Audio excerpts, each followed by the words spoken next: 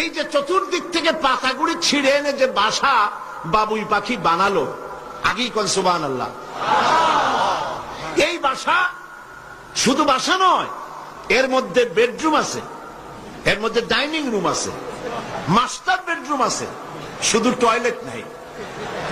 নিচ দিয়ে ঢুকবে, আবার ব্যাকডোর দিয়ে নিচের থেকে আক্রান্ত হলে ব্যাকডোর দিয়ে পালাবার ব্যবস্থাও আছে।